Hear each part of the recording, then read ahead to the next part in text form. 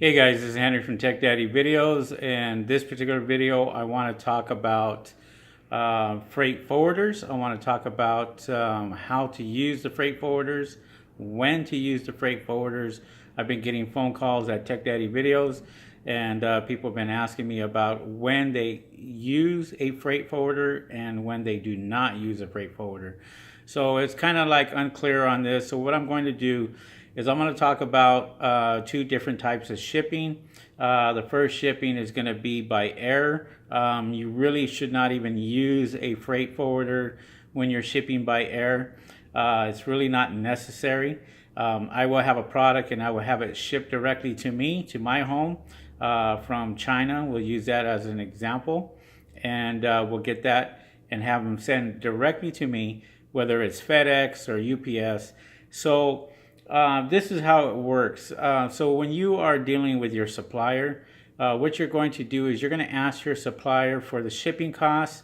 The supplier is going to go ahead and give you the cost of the shipping. They're going to check with the agency, and the agency is going to tell them how much it is for shipping. And so once that happens, the supplier should contact you, let you know how much the shipping is and what it's going to cost you to ship the product from China to your location or China to Amazon's location. Now, the only really time that you should use a freight forwarder, or you'll have to use a freight forwarder, is when you're shipping by boat. So once you ship it by boat, what happens is it will cost you quite a bit, okay? A freight forwarder is not free. I'm going to tell you that right now. It's going to cost you quite a bit of money to ship with a freight forwarder. You can call your supplier, and your supplier may say shipping by boat is going to cost you, for example, $200, okay, from China to Los Angeles. So that's all they're responsible for. They're only responsible for shipping cost from that port to Los Angeles port, if that makes any sense. Now, what they don't tell you is when you deal with a freight forwarder deals with all the other costs.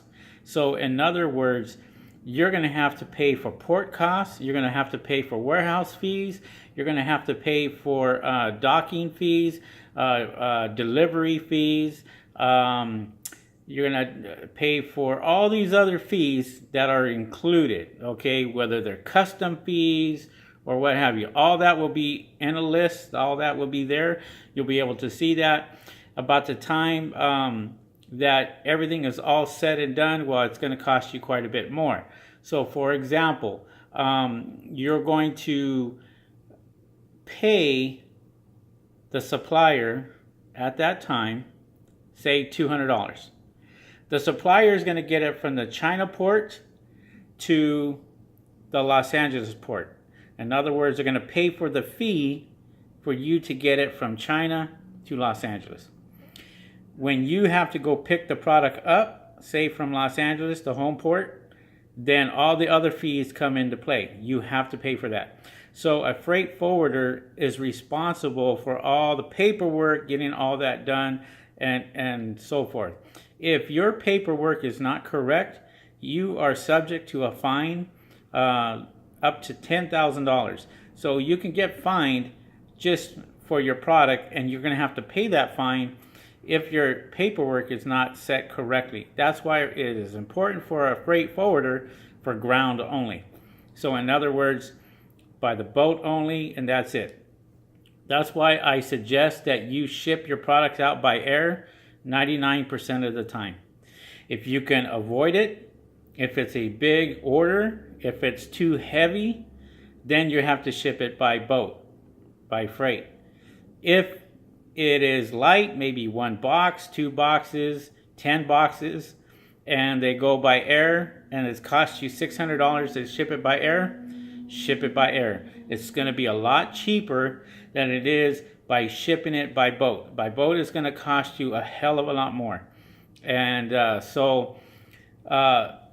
as an example, it gets there from point A to point B, you pay the $200, you get that done, and then when it gets to the port, and then you talk to your freight forwarder, and your freight forwarder is going to cost you $1,100, $1,200 for all the other fees and so forth. I don't want you guys to have this shock after it's done. That's why I'm making this video. I want you to understand, you know, there are guys out there that try to use freight forwarders. They try to push freight forwarders by, you know, sitting there and saying, yes, one-time low fee of $400 a year or whatever, and you pay that and you can use a freight forwarder all day long. Well, that's all sounds good, but the fact of the matter is, the port, all of them are going to want their money regardless.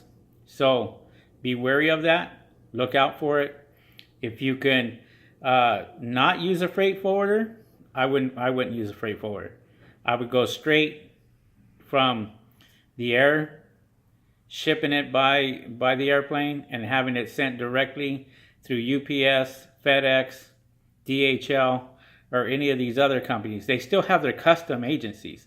The customs are still there. The customs are still checking out your product, but you're not dealing with a third party. And that's what this video is all about. You dealing with a third party. That third party is not making money by sitting there and not charging you. They're going to charge you and they're going to make their money regardless. So with that being said, hopefully that cleared up as far as freight forwarders and what they do and when to use them and when not to use them. So let's recap here. 99% of the time, I would ship it by air, and I do not use a freight forwarder. I don't have to use a freight forwarder. But that 1% of the time when you're shipping it by freight, by sea, you will have to use a freight forwarder 100% of the time. Okay? And you will have to pay all the docking fees and all the other fees that come with it in order for you to get your product released. Besides whatever it costs you to get it from point A to point B, from China to Los Angeles, $200 that you had paid earlier, and then you'll have to pay the other fees on top of that. What a smart thing to do is when you call your supplier and you're ready to order your product, ask them how much a freight forwarder, if they have a freight forwarder that will deal with you, and ask them the total cost and find out what the total cost will be using their freight forwarder and see what they have to say.